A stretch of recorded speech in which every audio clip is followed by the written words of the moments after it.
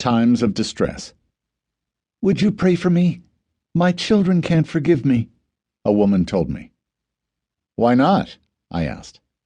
"Because I never knew how to love them." It was a busy conference, with a non-stop schedule of teaching, but we made time to pray for this woman in her pain. After the next talk on forgiveness, she came to us desperate and angry. "I cannot forgive my parents for what they did to me." The next day, Lydia told her story. 7 years ago, when I turned 50, I met the Lord. It was the first time I could recall experiencing love," she said.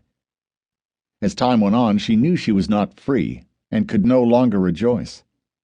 The lives of her children confronted her with the reality of her failures. She carried a great burden of guilt. Now that she knew the Lord, she went to ask them to forgive her. Their response?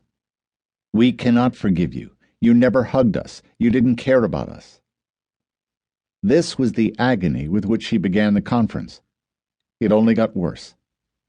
When I spoke about forgiveness, Lydia seethed with rage as she realized her children were right. She failed to communicate her love to them, and she blamed her parents for that. "For 50 years I lived an evil life," she said. "I was the youngest of 8 children, and nobody took the time to teach me right from wrong. I was drawn to evil. I did so many evil things. I robbed people, and I had so many abortions I don't remember how many of my children I killed. I divorced my husband and lived with another man. Now I understand that it was because my parents never loved me," she continued. "When I consider the way I lived for 50 years and the evil I have done, I am so angry. I cannot forgive." Reasons we don't forgive. Many of us have difficulty forgiving. Almost everyone can call to mind someone he or she needs to forgive deeply.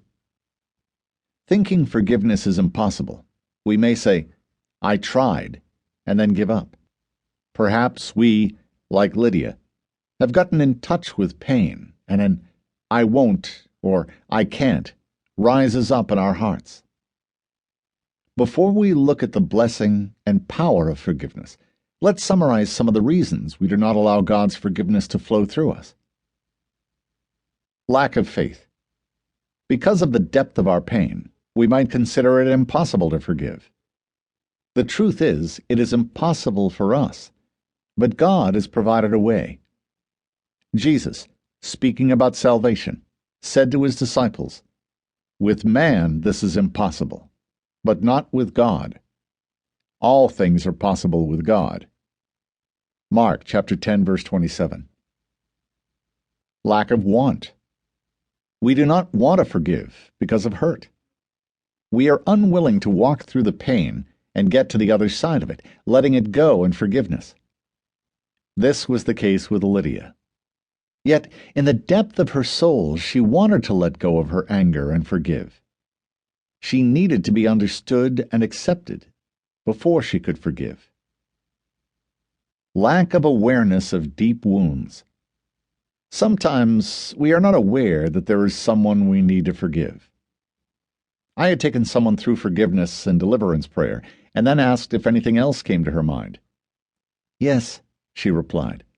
"My mom told me that when I was little my older sister was mean to me, hitting me and attacking me on several occasions. Our relationship is fine now, and I do not remember this, but it comes to my mind."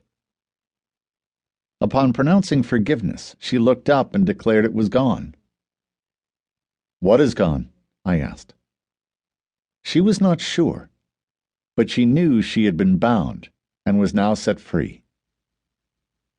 A desire for revenge.